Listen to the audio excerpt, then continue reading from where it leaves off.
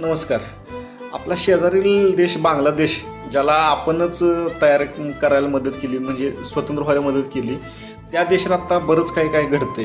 आता उस्मान हल्दी म्हणून त्यांच्या एका विद्यार्थी नेत्याचा एन्काउंटर केला आहे. मास्क लावलेल्या माणसाने एन्काउंटर केला आहे आणि त्यानं तो म्हणजे भारत विरोध आहे.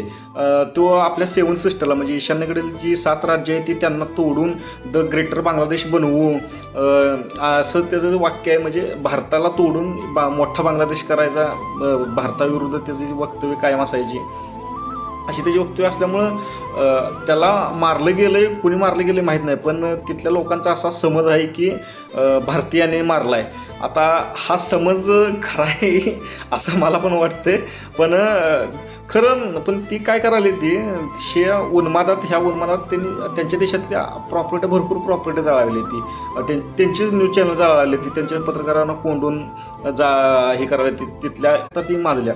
पण ही खरी अराजकता म्हणजे भारताला विरोध म्हणूनच आता तिथं आहे म्हणून असं नाही. ह्याच्या पाठीमागं मोठं बऱ्याच काही गोष्टी चालल्या. त्या फेब्रुवारीमध्ये त्यांचं काहीतरी इलेक्शन आहे, त्याच्या आधीची जी वातावरण निर्मिती हिंदू विरोधी करायची किंवा काहीतरी करायचं असं चालू आहे. आणि ह्यात इव्हन बाहेरच्या देशांचा पण सहभाग आहे असं रिपोर्ट यायला लागली. ती याच्यामध्ये चीनचा आणि अमेरिकेचा सुद्धा इंटरेस्ट आहे बांगलादेशमध्ये.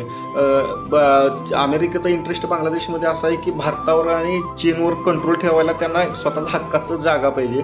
आणि चीनचा इंटरेस्ट असा आहे की आपण आपल्या चिकन नेक म्हणून एक आपल्या ईशान्येकडील एक छोटंसं राज्य आहे, म्हणजे जागा आहे ते निमुळती. त्या जागेवर ती जागा तोडायची आहे. ती जागा तोडल्यामुळे भारत तुटू शकतोय आणि त्यांना त्याचा फायदा होऊ शकतोय. आणि एक ना एक दिवस म्हणजे किती जरी भारत चीन आत्ता जरी तात्पुरती एकत्र असले, कधी ना कधी तरी भारत आणि चीनमध्ये युद्ध होणार आहे, किंवा युद्ध म्हणण्यापेक्षा तक्रारी होणार आहे. त्या मोठ्या प्रमाणात वाद होणार आहे. अरुणाचलवरून तो वाद होणार आहे, म्हणून त्यासाठी ते आपल्याला तोडायचा प्रयत्न करायला येते.